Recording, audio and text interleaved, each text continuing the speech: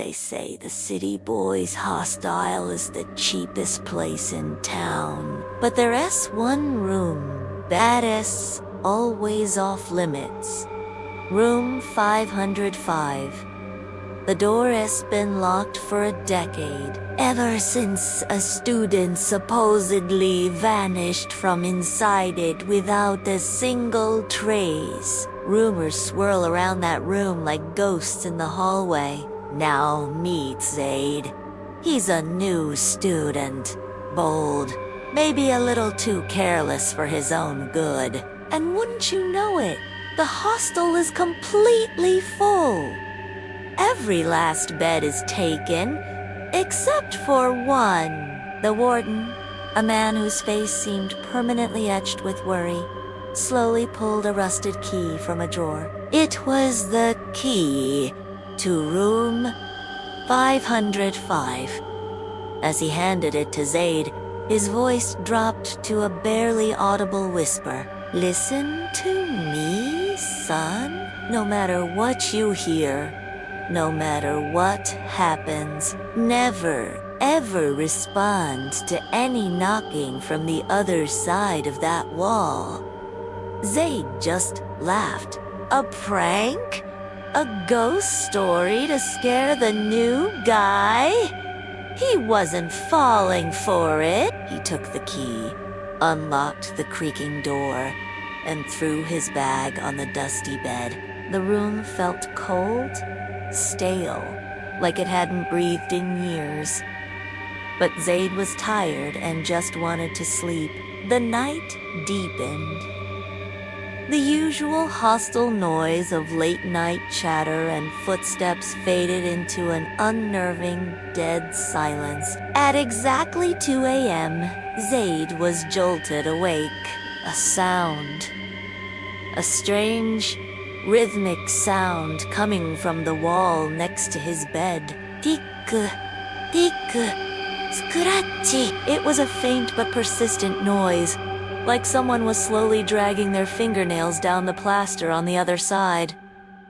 Zaid groaned. Some idiot neighbor was trying to mess with him. Annoyed, he balled his fist and hammered it against the wall. Hey, cut it out. I'm trying to sleep, man, he yelled into the darkness. Instantly, the scratching stopped. A smug smile crossed Zaid's face. That shut them up. He rolled over, pulling the thin blanket over his shoulder. The silence that followed was heavy, almost more disturbing than the noise it replaced. But Zaid was too tired to care. He closed his eyes, drifting back toward sleep. But the peace didn't last. A soft cracking sound echoed in the room. Zaid's eyes snapped open. He sat up, his heart starting to beat a little faster. There, in the very center of the wall he had just hit, a tiny crack had appeared.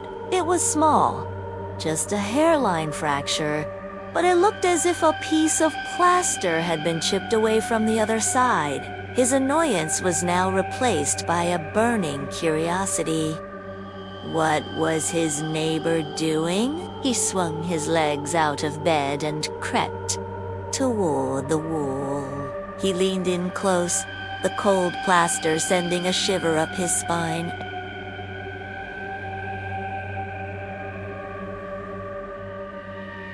But all he could see was red, a solid, vibrant, unmoving field of red. Huh. Zaid mumbled to himself.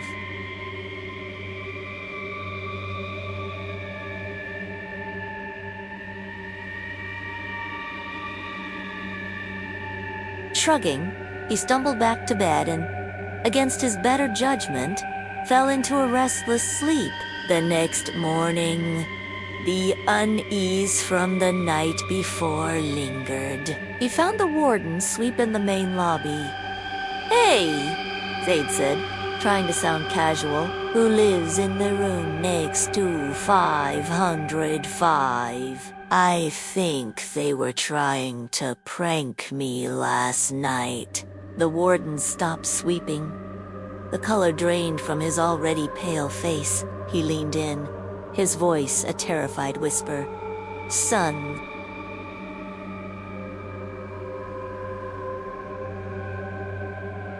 "There is no room next to it. There's nothing on the other side of that wall but an old, abandoned elevator shaft that was sealed up decades ago." Zaid's blood ran cold.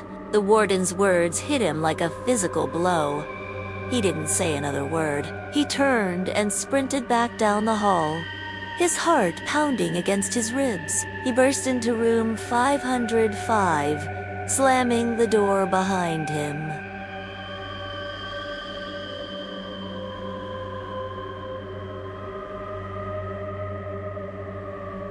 He remembered the solid red color he had seen. An abandoned elevator shaft, sealed for decades. It didn't make sense. With trembling fingers, he picked at the plaster around the crack, pulling a larger piece away. The hole was bigger now, about the size of a coin. He took a deep breath and pressed his eye to the opening one more time, and then he saw it. The truth. That vibrant, unmoving red wasn't paint. It wasn't a wall. It was a human eye. A bloodshot, wide-open human eye, staring directly back at him through the crack at the exact same moment he was looking through it. Time stopped. Zaid couldn't breathe, couldn't move. He was paralyzed by the horrifying realization. At that exact moment, a dry, raspy voice whispered directly into his ear. So close it felt like it was inside his own head. It was the same voice from the wall. "You have such beautiful eyes. Can I keep them?" The next morning, the sun streamed into the hallway, but it didn't reach the door of room 505. It was locked from the inside. When the warden finally broke the door down, the room was empty. Zaid was gone. But on the wall, scrawled in what looked like fresh, dark blood, was a single, chilling sentence. "I am not alone anymore. Thanks for watching." If you love a good scare, make sure to hit that like button and subscribe for more terrifying tailies. We'll see you in the next one.